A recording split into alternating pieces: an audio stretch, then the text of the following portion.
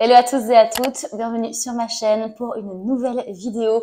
Aujourd'hui, je voudrais vous présenter 5 looks pour le printemps. C'est un exercice que j'adore faire quand arrive la nouvelle saison. J'ai fait ça pour l'automne dernier, l'hiver dernier et je sais que c'est des vidéos qui vous plaisent énormément. Et pareil pour moi, ça me permet vraiment de me poser devant ma garde-robe et de me dire ok, qu'est-ce que tu veux mettre maintenant pour cette saison? Les jours commencent tout doucement à se réchauffer ici à Londres. Alors c'est toujours un petit peu pluvieux, hein, ça reste quand même Londres, mais les températures augmentent un petit peu. Donc je pense qu'on va pouvoir laisser tomber maintenant les gros manteaux et privilégier plutôt des tenues de printemps. Donc voilà, je vous ai préparé 5 tenues de printemps en essayant de respecter un minimum forcément les codes du printemps 2024. J'essaye en tout cas d'implémenter ce qui me correspond au niveau du look et je vous invite à faire de même parce que l'important c'est d'être bien dans ses baskets. Avant de vous présenter le premier look, comme d'habitude, si vous n'êtes pas abonné à la chaîne, je vous invite à le faire. Ça se passe ici en dessous. N'hésitez pas à partager en commentaire la tenue que vous avez préférée si vous y voyez des améliorations. C'est toujours bon à savoir.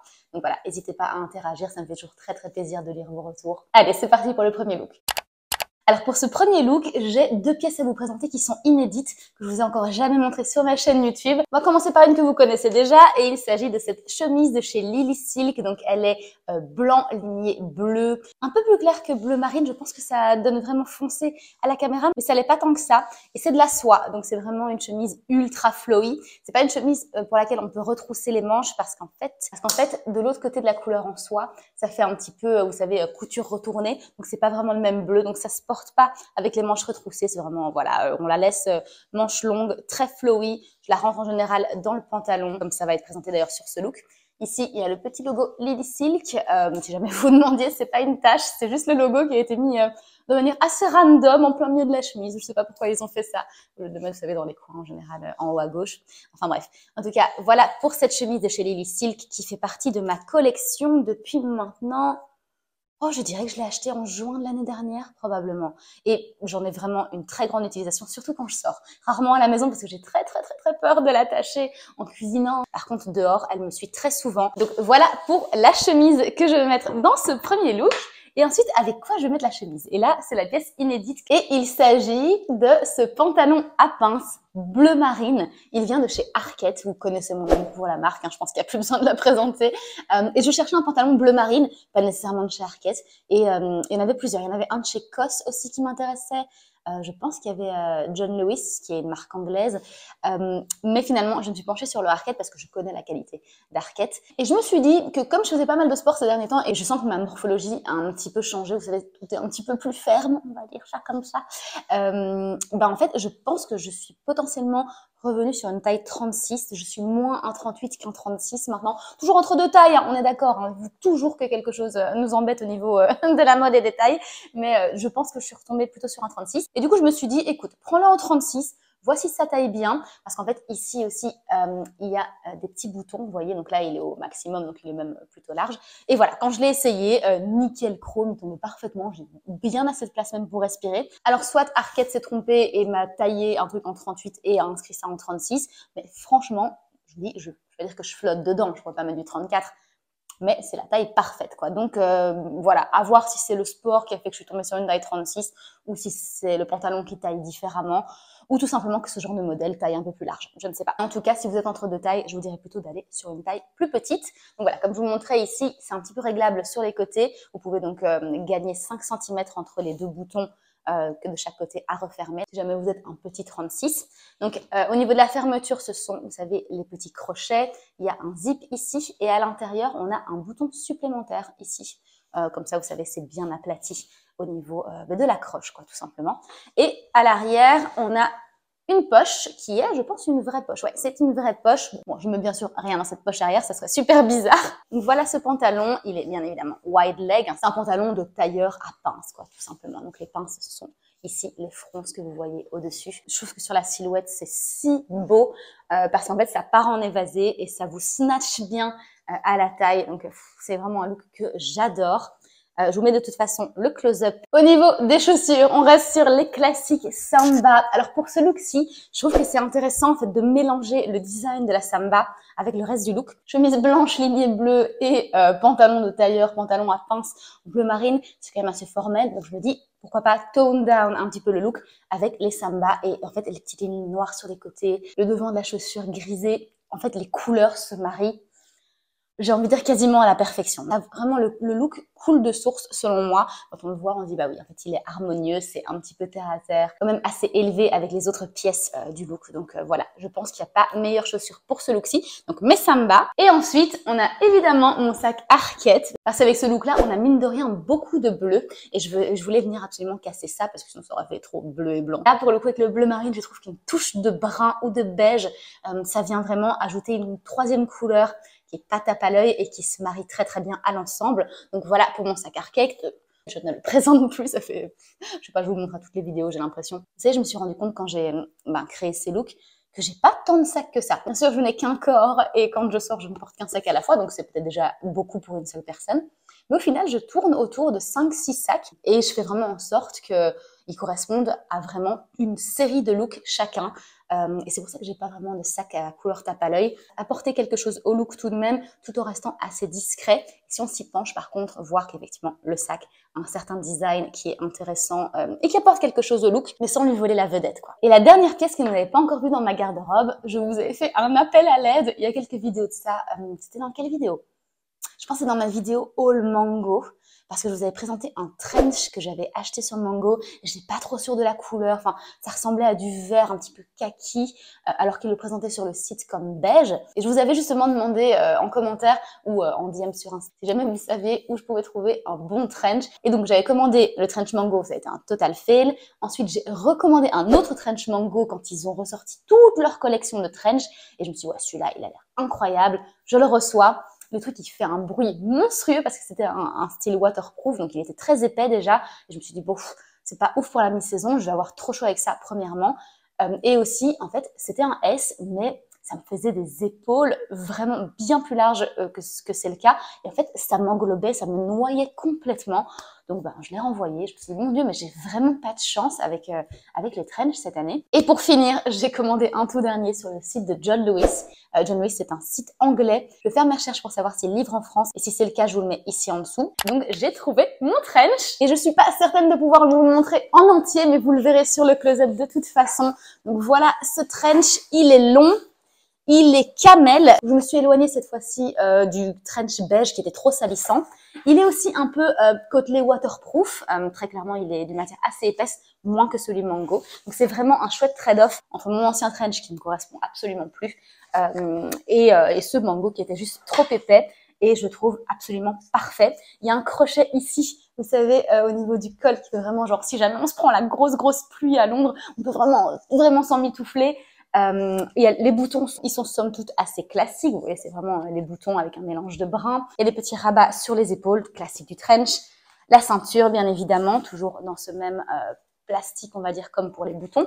Et à l'arrière, bien évidemment, on a la petite cape. Et j'adore aussi ce petit élément ici de mini cape seulement sur un côté du trench. Mais ça, encore une fois, c'est quelque chose qu'on retrouve énormément dans les trenchs de la saison actuelle, dans la plupart des magasins. Ça arrive à la mi du mollet et c'est vraiment la longueur qu'il me fallait. Je pense que je vous l'ai déjà dit suffisamment, mais je mesure 1m62, donc je suis pas non plus super grande, donc peut-être que les choses, effectivement, tombent plus bas sur moi. Et donc, dites-moi ce que vous pensez par rapport à ce look. Il est assez simple, mine de rien, mais avec un chouette jeu de couleurs, des beiges, des bleus, des blancs. Et c'est un look qui est vraiment bien en toute occasion. Ça peut vraiment être mis en soirée parce qu'avec le chic de la chemise et du pantalon, c'est adapté à une soirée, mais ça peut aussi très bien être mis en après-midi ou même à la maison. Bon, je le fais pas parce que j'ai trop peur de salir ma chemise, mais sinon ça peut clairement être aussi un look très confort de maison parce que ces pantalons à pince, je vous assure, si vous n'en avez pas encore dans votre garde-robe, je peux que vous les conseiller. COS en fait d'excellents également, si jamais vous aimez cette marque plus que Arket par exemple. Ultra confortable, vous verrez, c'est quasiment comme un jogging, mais la classe du look n'a rien à voir, donc franchement, allez sur les pantalons à pince, vous le regretterez pas.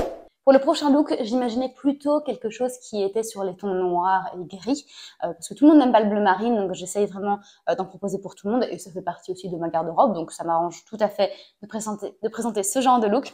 Et pièce que vous avez déjà vue dans une de mes vidéos précédentes, mais il s'agit de ce pull à mailles torsadées gris de chez Arket. Et la matière, c'est du mohair, donc ça tient extrêmement chaud. Donc pour ce look-ci, je ne vais pas vous présenter de veste, tout simplement parce que clairement, vous pouvez mettre un trench au-dessus, c'est pas un souci, donc si jamais vous voulez vraiment une veste, allez-y. Mais en fait, ce pull tient super chaud.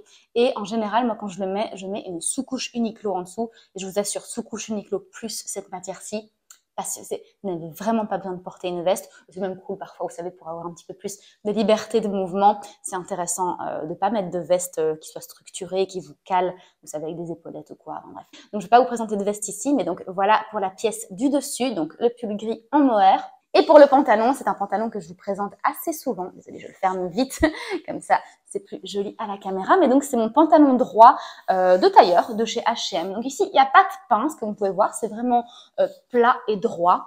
C'est franchement un indispensable de la garde-robe. Il n'arrête pas de se défaire, d'accord? Désolée, quand il est sur moi, il se défait pas, mais là, il se défait. Ce qui est super pratique, c'est qu'en fait, à l'intérieur, il y a un élastique. Du coup, niveau confort, on est vraiment très très haut.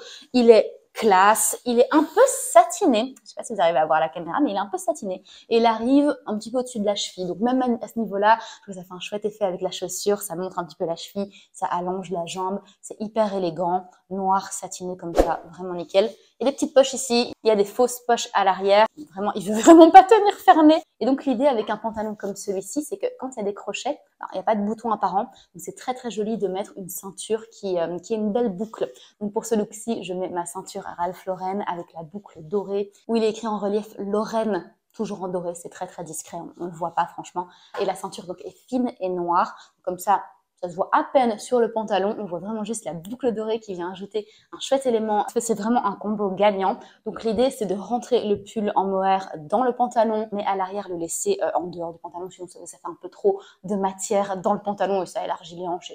C'est pas nécessairement esthétique. Ce que j'aime bien, c'est vraiment rentrer le pull à l'avant et ensuite retrousser l'arrière pour pas que ce soit trop long par rapport à l'avant. Et comme le pull est rentré à l'avant, on voit vraiment la ceinture qui est mise en évidence. Au niveau des chaussures, moi j'ai décidé de mettre mes petites ballerines de chez Office. C'est un magasin anglais également, mais franchement vous les trouvez dans plein de magasins. Je sais même qu'H&M a une collection premium. Donc c'est pas Arket ou Cosme qui font partie du groupe H&M aussi, mais c'est vraiment H&M premium.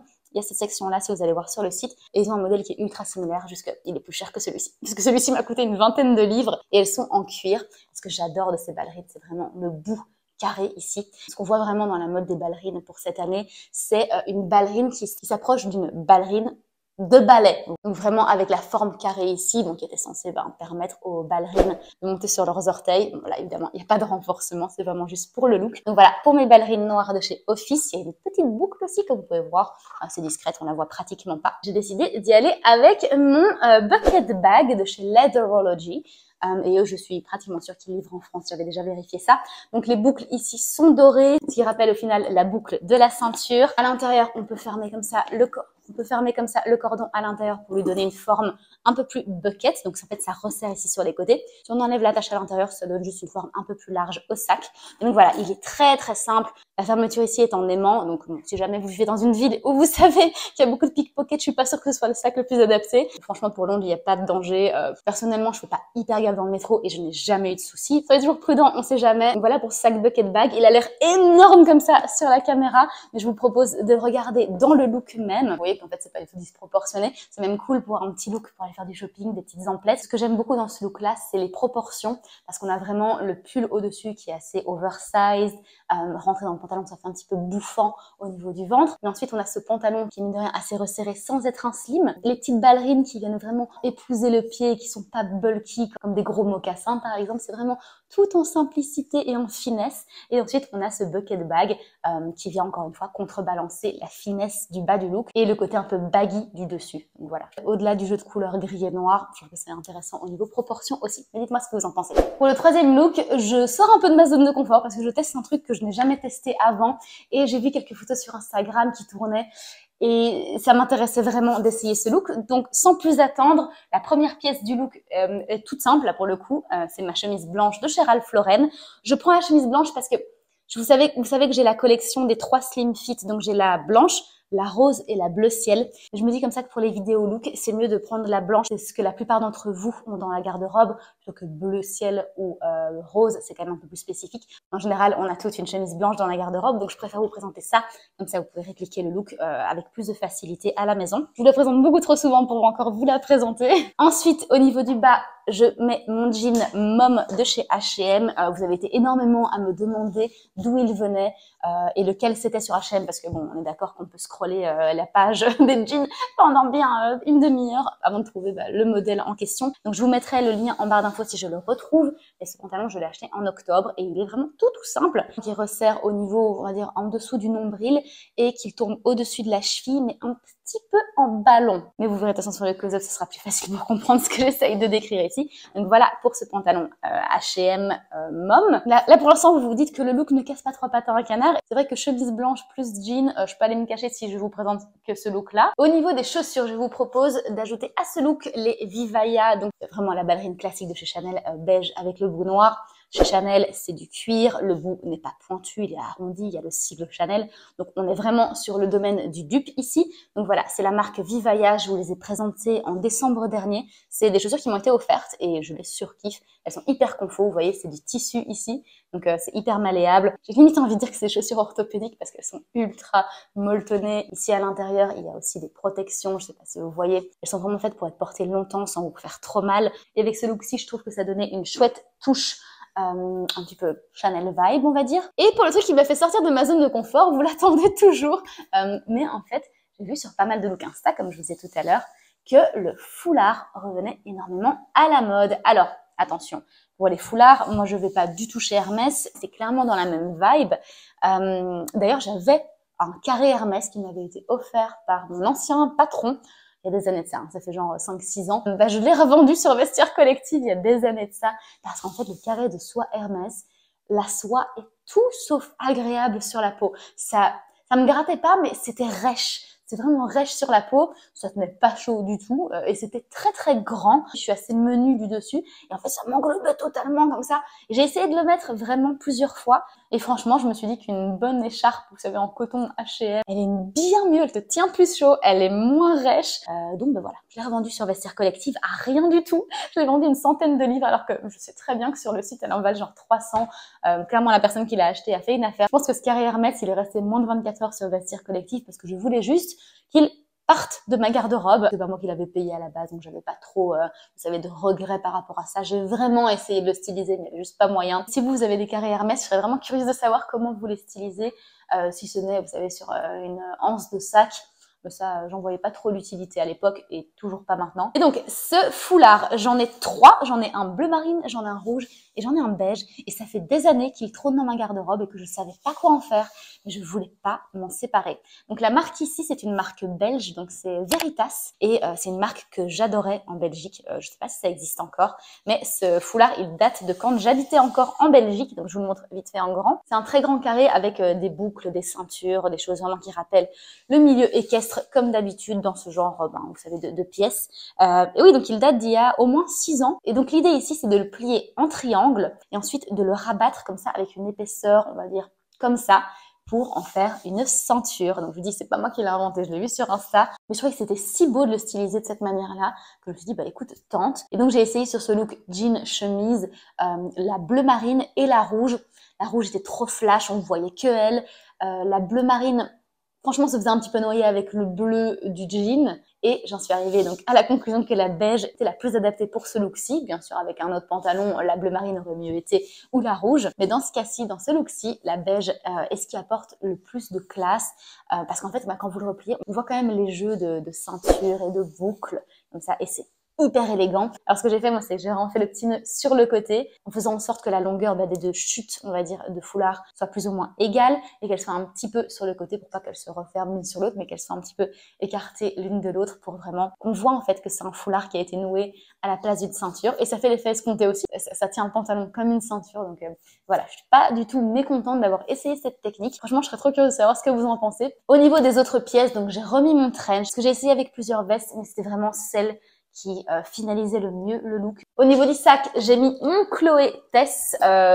J'en parle quand même assez souvent également. C'est un de mes seuls achats de luxe et c'est un que je regrette. Je vais pas dire amèrement, parce que quand même je trouve design, mais il a très mal vieilli. Ça reste quand même une très jolie pièce. Et avec ce look-ci de camel pour le manteau et de beige clair pour le foulard / ceinture, c'était ce qui allait le mieux. Pour le prochain look, c'est une photo que j'ai publiée sur Insta très récemment. Donc pour celles d'entre vous qui me suivent sur Insta, ça va pas vous surprendre plus que ça, ce look-ci, mais j'ai pas résisté à le poster sur mon Insta quand j'ai fait les essayages. Et c'est une pièce que je vous ai présentée il y a quelques semaines de ça. Et il s'agit de la veste en tweed de chez Mango. Donc c'est une veste courte.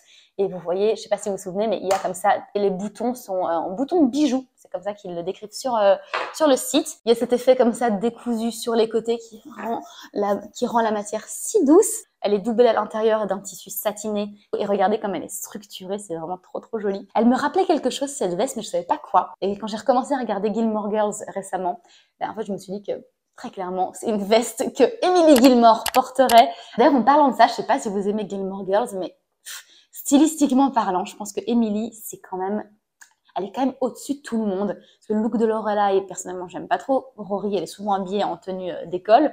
Mais vraiment, Emily, je trouve que c'est l'icône mode de Gilmore Girls. C'est peut-être une unpopular opinion, mais vraiment, c'est ce que je pense parce qu'à chaque fois, elle est trop bien habillée. C'est vraiment une femme classe et on espère lui ressembler. Donc voilà pour la veste que vous connaissez déjà. Donc une veste de chez Mango, de la nouvelle collection. Donc j'espère que si jamais vous voulez vous la procurer, elle sera encore dispo. Ensuite, au niveau du bas, je remets mon jean Mom de chez H&M. J'ai un autre jean de ce style, mais le Mom, je dois dire quand même que c'est ma préférence. Donc je trouvais que c'était assez sympa de mettre cette veste fermée, donc avec rien en dessous. C'est vraiment juste la veste qui fait le top à lui-même. Comme il est assez chic et assez formel, très Chanel vibe, très dame de grande classe, et je ne suis pas une dame de grande classe, je trouve que ce serait chouette de vraiment casser ce look-là avec un jean un peu plus terre à terre, on va dire. Mais pour les chaussures, on retourne du coup sur une vibe plutôt Chanel, puisque ce sont les Chanel Slingback. Je ne savais pas mettre ma main en dessous parce que c'est pas très hygiénique, mais voilà, ce sont les Chanel Slingback, toutes simples. Moi j'ai pris en taille 36 parce que la taille italienne taille un petit peu plus grande, donc en fait je suis entre un 36 et un 37, et celles-ci sont parfaites au niveau de la taille, avec la veste qui fait très Chanel vibe, les Chanel en dessous, mais le jean qui vient casser le tout. Je crois que c'était assez sympa comme look. Et c'est pas fini, on reste toujours dans l'esprit Chanel, mais on le décale et on prend un sac qui soit de chez Kurt Geiger.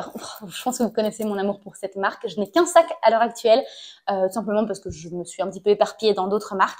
Mais donc Kurt Geiger, c'est une marque anglaise. Vous le trouvez en France. Il me semble même que ça se vend sur Zalando, si je me trompe pas, parce que ma meilleure amie Emily en a et je pense qu'elle les achète sur Zalando. Ça, c'est le mini Kensington de chez Kurt Geiger. Et vous voyez la tête d'aigle comme ça, on est là. Ouais. Donc, ok, on fait des sacs matelassés, mais on est un peu des rebelles quand même. Et je trouvais en fait que le matelassé, ça rappelle le Chanel Timeless, mais on décale complètement avec une chaîne plutôt mastoc, dorée, mais avec un petit peu de cuivre. Elle n'est pas immaculée et c'est vraiment l'esprit qui voulait donner. Et voilà, je trouve que ça s'inscrivait parfaitement dans ce look-ci, non seulement au niveau des couleurs, on a un rappel de noir avec le bout de la chaussure Chanel, parfait, ça va parfaitement avec les boutons de la veste en tweed. Donc voilà, je pense qu'il n'y avait pas un sac qui pouvait aller mieux à ce look. J'attends d'avoir vos retours là-dessus. Est-ce que vous trouvez que c'est un bon mélange ou est-ce que vous trouvez que ça n'a ni queue ni tête de mélanger un petit peu le rock avec le plus classique? Pour le dernier look, on va faire simple mais efficace et on va commencer par mettre un pantalon en simili-cuir. Celui-ci vient de chez Mango. Je vous l'ai également présenté dans mon haul Mango il y a quelques semaines de ça. Je vous invite à aller le voir si c'est pas déjà fait. C'est le simili-cuir parfait. Vous voyez, il n'est pas du tout brillant. C'est un pantalon droit et il arrive un petit peu au-dessus de la cheville. Au niveau du dessus, somme toute classique, mon t-shirt blanc en coton épais de chez COS, un indispensable dans ma garde-robe très clairement. D'ailleurs sur mon haul Mango, c'est comme ça que je vous ai présenté le look à la base parce que je voulais en fait mettre en valeur le pantalon simili-cuir pour pas que vous vous fassiez un petit peu influencer avec le look en total. Et donc j'avais mis la pièce la plus basique de ma garde-robe et au final le look était totalement cohérent. Ce jeu de simili-cuir noir et de t-shirt blanc au-dessus, un peu baggy, avec un coton épais. En fait, ça se mariait parfaitement bien, donc j'ai gardé ce look. En revanche, au niveau des chaussures, je vous propose de mettre mes Samba. Il me semble qu'à l'époque, je vous avais présenté le look avec des ballerines. Avec les Samba, ça vient vraiment redescendre le look un petit peu. Et encore une fois, ça fait un ensemble qui est assez cohérent selon moi. Ensuite, pour la veste, je vous propose de mettre mon blazer de chez Reiss. Donc c'est un blazer beige tout simple, en espérant que vous ayez également ça dans votre garde-robe. Je vous l'ai présenté il n'y a pas très longtemps, il me semble, mais c'est un blazer assez long. Il est double-breasted, donc il a les 4 boutons ici, il a 2 poches ici et une de ce côté-ci. Par contre, ce sont des fausses poches, on peut rien rentrer dedans. Et les boutons, il y a des petites touches dorées comme ça sur les côtés, ce que je trouve qu'il y a un chouette détail aussi. Et au niveau du sac, j'ai simplement mis mon pollen numéro 10 en crossbody, c'est plus joli selon moi. Écoutez, franchement, vous avez vu mes autres sacs, ils sont tous dans les beiges, dans les bruns ou dans les noirs, donc ils auraient très bien pu faire l'affaire si j'avais pas eu ce sac-ci. Donc voilà, ne vous inquiétez pas par rapport à votre garde-robe si vous voulez reproduire ce look, pas besoin d'avoir un simili, un pantalon noir suffit. Et que vous avez un sac noir, ça ira parfaitement. Même un sac beige, hein, on reste sur une palette de beige et de noir. Donc voilà, moi j'ai choisi le pollen numéro 10 ici, juste pour l'exercice, pour un petit peu changer dans les sacs et vous proposer d'autres articles, tout simplement. Mais plein d'autres trucs pourraient aller. Donc le pollen numéro 10, j'en ai déjà parlé en long et en large dans les vidéos précédentes. Donc encore une fois, je vous le présente pas spécialement. C'est assez facile de changer les lanières. Il y a vraiment juste 2 clous à changer et vous allez changer la lanière comme ça. Donc voilà pour ce dernier look. Et voilà, c'est déjà la fin de cette vidéo. J'espère que ça vous a plu, j'espère que les looks ont pu vous inspirer. Je laisserai tous les liens des articles qui sont encore disponibles en barre d'infos si jamais ça vous intéresse de vous les procurer. Cette vidéo n'est absolument pas sponsorisée. Tous les articles ont été achetés par moi, sauf les chaussures de chez Vivaya qui, elles, m'ont été offertes. En tout cas, j'espère que vous avez passé un très bon moment. Pour moi, en tout cas, ça a été le cas. Je retourne travailler à d'autres vidéos mode à vous proposer dans les semaines à venir. On se voit très vite. Prenez soin de vous.